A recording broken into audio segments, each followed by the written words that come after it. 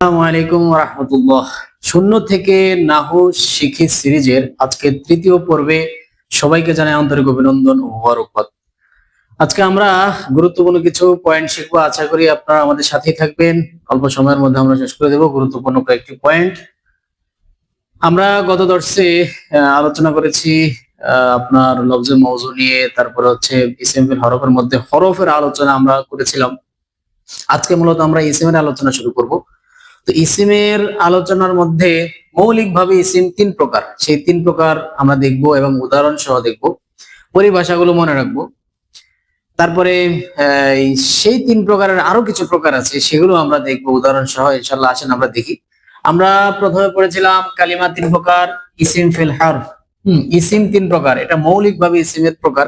ইসিমের আরো অনেক প্রকার আছে, আমরা ইনশাআল্লাহ ধারাবাহিকভাবে সবগুলো প্রকার দেখব। মূলত সম্পূর্ণ নাহু এই তিনটা জিনিসের উপর নির্ভরশীল। ইসিম ফিল হরফ পুরো নাহুটা আপনি আয়ত্ত করতে পারবেন শুধু ইসিম ফিল হরফের বিস্তারিত আলোচনা জানার মাধ্যমে।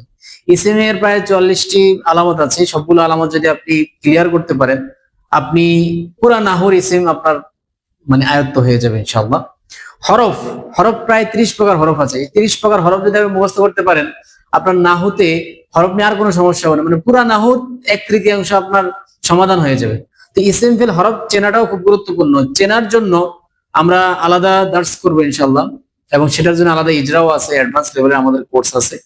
তবে আমরা আজকে বেসিকটা দেখবো এখানে। আসেন, ইসিম তিন প্রকার মৌলিকভাবে। হ্যাঁ, 1 নম্বর হচ্ছে ইসমে জামেদ। এটাকে বলে কি? জামেদ। জামেদ কি জিনিস? জামেদ হলো যেটা নিজে কারো থেকে বের হয় না, তার থেকে কোনো কিছু বের হয় না, এমন একটা ইসিম। এমন একটা ইসিমকে কি বলে? জামেদ বলে। এটা এমন ইসিম যেটা তার থেকেও কিছু বের হয় না, সেও কারো থেকে বের হয়ে আসে না, এমন ইসিম। যেমন জাইদুন। এই জাইদুন শব্দটা, এটা এমন একটা ইসিম, এটা কারো থেকে বের হয়নি, এটার থেকে কোনো শব্দ বের হবে না। জামেদ শব্দের শাব্দিক অর্থ হচ্ছে অটুট, অবিচল, জুমুদ থেকে আসছে, মজবুত। ঠিক আছে। তারপরে আসেন আরো উদাহরণ, জাফারুন। এটা 4 অক্ষর বিশিষ্ট। একটা জিনিস খেয়াল করেন, এটা 3 অক্ষর, এটা 4 অক্ষর। এটা 4 অক্ষর থেকে একটু বেশি আছে, কিরতাসুন, কাগজ। কিরতাস কয় অক্ষর? 4 অক্ষরের চেয়ে একটু বেশি আছে, কফ র ক সিন। আর এখানে যে একটা আলিফ আছে বেশি, হ্যাঁ, কিরতাসুন, এটা 4 অক্ষর, 4 অক্ষরের চেয়ে বেশি। এটাকে বলে রুবাই মাজিদ ফি। আসবে, আমরা একটু পরে দেখাচ্ছি। জামেদের কিছু প্রকার আছে, এটা একটু পরে দেখাচ্ছি। তো জামেদ মাজদার। আসেন 2 নম্বরে, মাজদার। মাজদার কি জিনিস? মাজদার হচ্ছে ক্রিয়ামূল, উৎসমূল বা ক্রিয়ামূল। হ্যাঁ, উৎস, শাব্দিক অর্থ হচ্ছে উৎস। তো ক্রিয়ামূলকে মাজদার বলে। আমরা আরেকভাবে বলতে পারি, যে ইসিম করা বা হওয়া বোঝায়, যে ইসিম করা বা হওয়া বোঝায়, সেটাই মাজদার। যেমন দেখেন, আন নাসরু। আন নাসরু শব্দের শাব্দিক অর্থ কি? সাহায্য করা। আন নাসরু অর্থ সাহায্য করা। আল কওলু, কথা বলা, এটা 3 অক্ষর।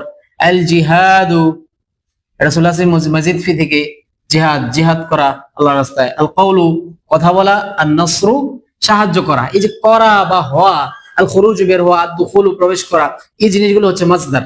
মাজদার কিন্তু অনেক গুরুত্বপূর্ণ। আপনারা এগুলো সফাতুল মাসাদিরে পড়েছেন, যারা সরফ পড়ে আসছেন আগে, তারা সরফের মধ্যে এগুলো পড়েছেন। মূলত এই 3টা প্রকার সরফে আলোচনা হয়, তারপরে আমরা নাহুর সাথে আনুষঙ্গিক হিসেবে আমরা এনেছি। তারপরে আসেন মুশতাক। মুশতাক কাকে বলে? মুশতাকুন ইশতিকাক শব্দ থেকে এসেছে। মুশতাক মানে হচ্ছে যেটা অন্য কারো থেকে নির্গত হয়ে এসেছে, সেটাকে কি বলে? মুশতাক বলে। মুশতাক এমন ইসিম যেটা ফেল অথবা মাজদার থেকে নির্গত হয়ে এসেছে। যেমন দেখেন, নাসিরুন। এই যে আন-নাসর মানে সাহায্য করা, নাসিরুন মানে কি? সাহায্যকারী। এই নাসির শব্দটা, এটা মুশতাক। কেন? এটা আন-নাসর থেকে বের হয়ে এসেছে। ঠিক আছে। তারপরে দেখেন আল কওলু। কওলু মানে কথা বলা। আর মাকুলুন, এই শব্দটা আসছে কওলু থেকে। মাকুলুন মানে হচ্ছে যেটা বলা হয়েছে, এমন। মাকুল, মাকুলা মানে বক্তব্য, স্পিচ। হ্যাঁ, বক্তব্য। তারপরে মুজাহিদ, জিহাদ থেকে এসেছে। হ্যাঁ, জিহাদ শব্দ থেকে মুজাহিদ এসেছে। জিহাদ হলো জিহাদ করা, আর মুজাহিদ মানে যিনি জিহাদ করেন, লড়াই করেন আল্লাহর রাস্তায়, মুজাহিদ ইসমে ফাইল এটা। হ্যাঁ, তো এগুলো মুশতাক। কেন? এগুলো অন্য শব্দ থেকে নির্গত হয়ে এসেছে। তা আমরা পরিভাষাগুলো মনে রাখবো, জামেদ, মাজদার, মুশতাক। ইনশাআল্লাহ আপনারা মুখস্থ করে ফেলেন। ইসিম 3 প্রকার মৌলিকভাবে, জামেদ, মাজদার, মুশতাক, এই 3টা প্রকারই ইসিমের মূল। এরপরে আমরা একটা জিনিস দেখবো, জামেদের প্রকার। এই দেখেন, এখানে আমি সংক্ষিপ্ত আকার ইঙ্গিত দিয়েছি। সুলাসি থেকে খুমাসি মানে হচ্ছে, খুমাসি মজিদ ফি পর্যন্ত হয়। এই মাজদার মুশতাক এগুলো 3 অক্ষর বিশিষ্ট হয়, 4 অক্ষর বিশিষ্ট হয়, 5 অক্ষর বিশিষ্ট হয়, 5 অক্ষরের থেকে একটু বেশিও হয়, খুমাসি মাজিদ ফি হয়। এটা শুধু জামেদের ক্ষেত্রে। আর মাজদার একমাত্র এই 4টা ওজন হইতে পারে। 3 অক্ষর বিশিষ্ট মাজদার হয়, 3 অক্ষরের চেয়ে বেশি হয়। আর 3 নম্বর হচ্ছে রুবাই মুজাররাদ, মানে শুধু 4 অক্ষর হবে। আর 4 হচ্ছে রুবাই মাজিদ ফি, 4 অক্ষরের চেয়ে একটু বেশি হবে। এটা মাজদারের প্রকার, ঠিক আছে। মাজদার এই 4টা ওজনে হবে, এর বেশি হবে না। মাজদারের মধ্যে যদি মূল অক্ষর 3টা থাকে তাহলে সেটাকে বলে সুলাসি মুজাররাদ। এগুলো একটা পরিভাষা, এগুলো অনেক কাজে দিবে আপনাদের, বিশেষ করে সরফে আপনারা পড়ে আসছেন, এটা মূলত সরফের পড়াই। সুলাসি মুজাররাদ মাজদা যদি 3 অক্ষর, যেমন আয-যরবু 3 অক্ষর, দ র বা। সুলাসি মাজিদ ফি 3 অক্ষরের চেয়ে বেশি হলে, যেমন আলিজিতিনাবু, জিম তা নুন বা। 3 অক্ষরের চেয়ে বেশি আছে রুবাই মুজাররাদ। আল বা'সারাতু বা আইন, বা আইন সা র, বা আইন সা র, 4 অক্ষর। এটাকে কি বলে? রুবাই মুজাররাদ। রুবাই মাজিদ ফি যখন 4 অক্ষরের চেয়ে বেশি হবে সেটাকে কি বলে? রুবাই মাজিদ ফি। ইকশার, কফ, শিন, আইন, র, র, প্রায় 5টা অক্ষরের মতো আছে রুবাই মাজিদ ফি। তো ঠিক জামেদও এরকম সুলাসি হয়, 3 অক্ষর হয়, সুলাসি মাজিদ ফি হয়, রুবাই মুজাররাদ, রুবাই মাজিদ ফি, খুমাসি মুজাররাদ, খুমাসি মাজিদ ফি হয়। তবে সবচেয়ে গুরুত্বপূর্ণ হচ্ছে জামেদ সাধারণত এই 3 অক্ষর বিশিষ্ট বেশি পাওয়া যায়। বাংলা ভাষা, আরবি ভাষায় সবচেয়ে বেশি জামেদ বা আরবি শব্দাবলী জামেদ 3 অক্ষর বিশিষ্ট, এটা আপনারা জানেন কম বেশি। তো এই আলোচনাটুকু আসলে সুলাসের মধ্যে এগুলো সরফের আপনারা পড়ে ফেলছেন, জামেদের প্রকার এগুলো সরফে পড়ে ফেলছেন। আমরা জাস্ট আজকে মৌলিক ভাবে ইসিমের প্রকারটা আপনাদের কাছে দেখাইলাম। ইসিমের আরো অনেক প্রকার আছে, ইসিম চেনার জন্য আরো অনেক মানে সূরত আছে, সেগুলো ইনশাআল্লাহ আমরা ধারাবাহিকভাবে পর্ব আকারে আলোচনা করব। সামনে ইসিমের প্রকার আসবে, নির্দিষ্ট অনির্দিষ্ট হওয়ার দিক থেকে ইসিম 2 প্রকার, ইসিম প্রকাশ্য অপ্রকাশ্যের দিক থেকে 2 প্রকার, ইসমে যাহির, ইসমে জমির। তারপরে মারিফা নাকিরা আসবে, মুআরাব মাবনি আসবে, ওয়াহিদ তাসনিয়া জমা আসবে। তারপরে আপনারা আরো পাবেন এই যে মুযাক্কার মুআন্নাস আসবে। অনেক ধারাবাহিক ভাবে একটা একটা পয়েন্ট আমরা আলোচনা করব, একদম পার্ট বাই পার্ট। ইনশাআল্লাহ আপনারা আমাদের সাথে থাকবেন, এটা আশা করি। আমাদের সাপোর্ট করবেন, আমাদের ফেসবুক পেজটা ফলো না দিয়ে থাকলে ফলো দিয়ে রাখবেন, আমাদের ইউটিউব চ্যানেলটি সাবস্ক্রাইব করে রাখবেন।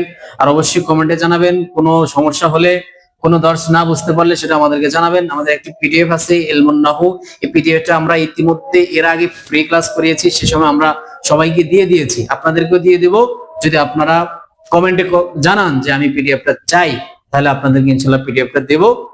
আমি কিন্তু ভিডিও শেষে কথা বলছি, তার মানে যারা আমার ভিডিও শুরু থেকে শেষ পর্যন্ত দেখবে তারাই পিডিএফটা চাইলে ইনশাআল্লাহ তাদেরকে দিয়ে দেবো, আপনারা ইনবক্সে করে দেবেন ইনশাআল্লাহ। আজকে এই পর্যন্তই, সবাই ভালো থাকবেন, সুস্থ থাকবেন। আর একটি দাওয়াত, সেটা তো আপনারা জানেনই, আমরা নাহু সরফ মুআল্লিম প্রশিক্ষণ কোর্স আছে আমাদের অ্যাডভান্স লেভেলের। যারা মুআল্লিম আছেন অথবা ভুলে গিয়েছেন, নাহু সরফ আগে টুকটাক পড়েছেন, বেসিকটা জানা আছে, যে বেসিকটা আমরা পড়াচ্ছি এটা জানা আছে, তাদের জন্য আমাদের এই মুআল্লিম প্রশিক্ষণ কোর্স। আপনারা চাইলে যুক্ত হতে পারেন ইনশাআল্লাহ। আসসালামু আলাইকুম ওয়া রাহমাতুল্লাহ।